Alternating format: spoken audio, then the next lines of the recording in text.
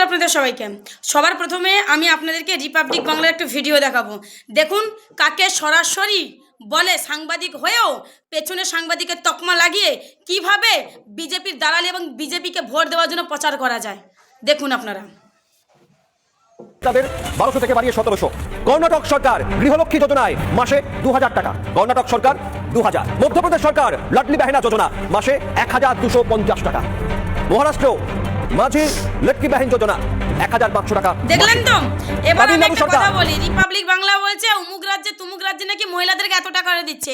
প্রত্যেকের হাতে স্মার্টফোন আছে, যাও গিয়ে সার্চ করে দেখো বাস্তবে কত টাকা কোন মহিলাকে দিচ্ছে, পরিবারের কতজনকে দিচ্ছে। আমাদের পশ্চিমবঙ্গে মমতা বন্দ্যোপাধ্যায় শাশুড়ি বৌমা অর্থাৎ তার যদি 3 থেকে 4 জন যা থাকে প্লাস তার যদি শাশুড়ি থাকে, একটা পরিবারে 25 বছরের যতজন মহিলা থাকবে সেটা 5 জন 10 জন 15 জন যদিও হয়, সেই 15 জনকে মমতা বন্দ্যোপাধ্যায় লক্ষ্মী ভাণ্ডার দিচ্ছে। আর এই রিপাবলিক বাংলা এমনভাবে প্রচার করছে মনে হচ্ছে বাস্তবে দিচ্ছে।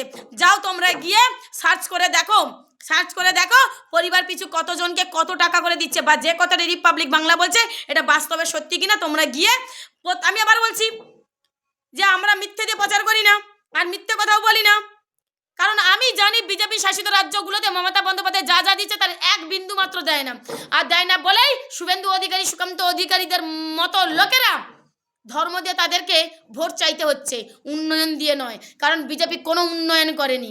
তাই আমি সবার কাছে রিকোয়েস্ট করব, ভোটের পরে রিপাবলিক বাংলার পেছন থেকে সাংবাদিকের তকমাটা তুলে দিয়ে সরাসরি রাজনৈতিক নেতার তকমা লাগানোর দায়িত্ব জনগণের।